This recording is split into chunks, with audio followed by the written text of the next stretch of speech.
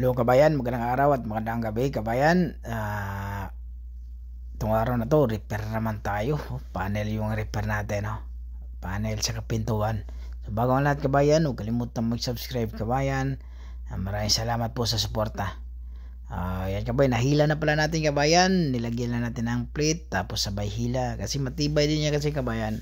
Pati loob, pinturahan natin yan sa loob. Kasi nung buwangga, tingnan mo yung kanto sa loob. So natanggal yung pintura din. So pati loob pinturahan yan. So tatanggalin natin yung pintuan. Pero saka na natin tanggalin yung pintuan na yan pag mai-repair natin kabayan. Kasi titingnan natin yung alignment sa pintuan saka yung sa panel.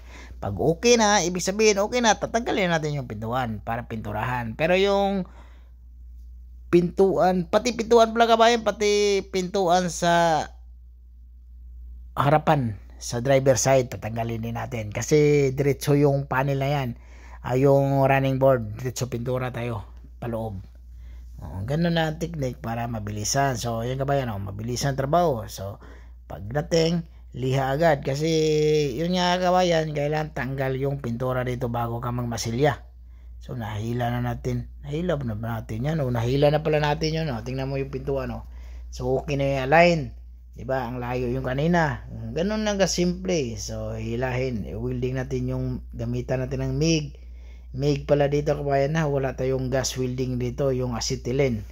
Kasi bawal yan dito gamitin, pinagbabawal yan kasi grabing kalawang yan. Kasi pag mag-welding ganyan, yung gas na yan, pati loob sunog din eh. Yung MIG, masunog naman pero hindi gaano. Hindi katulad sa acetylene talaga na grabe yung sunog sa ilalim. So, ang resulta kasi niyan, isang winter lang, bali isang taon lang, automatic kalawang niya, matatanggal na yung pintura.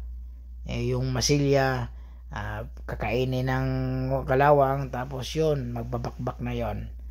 Kaya pinagbabawal ng tiktik niyan.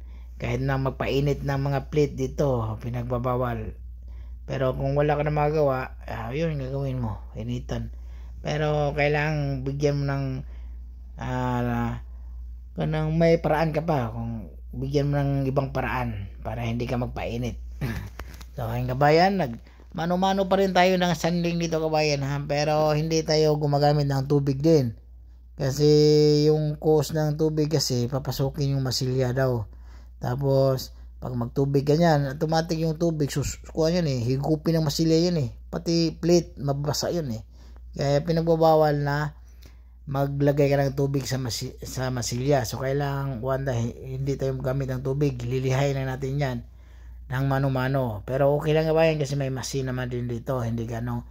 Pag magpainal ka na lang, yung magpainal ka sa masilya kasi silip-silipin mo yan. So kailangan mano-mano ka na yan. Pero hindi naman gaano kasi machine din, hindi gaano mabigat, hindi katulad sa Pilipinas. Yung mga shop na ordinary lang na walang ganong gamit, mahirap talaga, tapos madumi tingnan. So yung kabayan, tapos na. Maraming salamat kabayan. I'm walking alone, the streets are empty. The only thing I